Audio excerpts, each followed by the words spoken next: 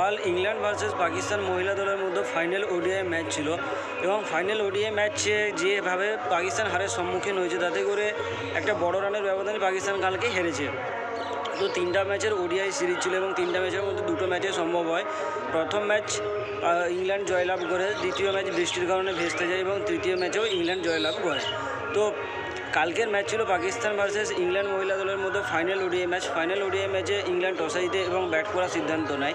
England প্রথমে bat করতে নামে এবং ইংল্যান্ডের হয়ে সর্বাধিক রান করে নাট সিভারব্রুন্ট 124-এ নট আউট, ড্যানি ওয়েট 44 এবং এলিস কেপসি 39 রানে নট আউট থাকে। কালকে ইংল্যান্ড 302 রান করে 5 উইকেট হারিয়ে মহিলা দলে কালকের ম্যাচে পাকিস্তানের হয়ে সর্বাধিক উইকেট নিয়েছে উম্মি হানি, যে 47 রান খরচ করে 2 উইকেট নেয়।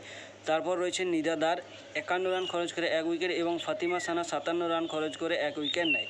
কালকে পাকিস্তানের বোলিং লাইন আপ কতটাই দুর্বল ছিল তা ইংল্যান্ডের স্কোর কার্ড দেখে বোঝা যায়। তা এইটার মানে এটা না যে ইংল্যান্ডের ব্যাটাররা ভালো না, যথেষ্ট ইংল্যান্ডের ব্যাটাররা ভালো, কারণ আইপিএলে এবং তার আগেও ইংল্যান্ডের হয়ে নাট সিভারব্রুন্ট, সোফি এলসি, ড্যানি ওয়েট, এলিস কেপসি এদেরকে খেলতে দেখেছি এবং এরা এই ধরনেরই ব্যাটিং করতে পছন্দ করে। তো কালকে পাকিস্তানের টার্গেট ছিল 303 রানের এবং পাকিস্তান কালকে রান চেস করতে নামে, যেখানে 50 রানের মধ্যেই পাকিস্তানের 4 উইকেট পড়ে যায়। তো পাকিস্তানের হয়ে কালকে সর্বাধিক রান করেছে মুনিবা আলী 47, আলিয়া রিয়াজ 36 এবং তৃতীয় সর্বাধিক রান করেছে আয়েশা জাফর 13 রান করে। পাকিস্তান কাল 124 রান করে 29.1 ওভারে 10 উইকেট হারিয়ে। ইংল্যান্ডের হয়ে সর্বাধিক উইকেট নেয় সোফিয়া এসিলেস্টন 15 রান খরচ করে 3 উইকেট, নাট সিভারব্রুন্ট 11 রান খরচ করে 2 উইকেট এবং লরেন বেল 26 রান খরচ করে 2 উইকেট নেয়।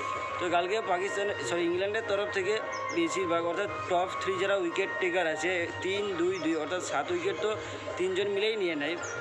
তো কালকের ম্যাচের প্লেয়ার অফ দ্য ম্যাচ এবং প্লেয়ার অফ দ্য সিরিজ হয়েছে। প্লেয়ার অফ দ্য ম্যাচ হয়েছে নাট সিভারব্রুন্ট 124 রান করে নট আউট থাকার জন্য এবং প্লেয়ার অফ দ্য সিরিজ হয়েছে সোফি এসিলেস্টন। কালকের ম্যাচে সে তো 3 উইকেট নেয় 15 রান খরচ করে। তো কালকের ম্যাচ পাকিস্তান 178 রানের হার পায়, অর্থাৎ কালকের ম্যাচে ইংল্যান্ড 178 রানের জিত পায়, যেটা দেখতে গেলে অনেক বড় রানেরই ব্যবধান হয় এবং 2-0 ব্যবধানে ইংল্যান্ড কালকে তার সিরিজ জিতে নিয়েছে।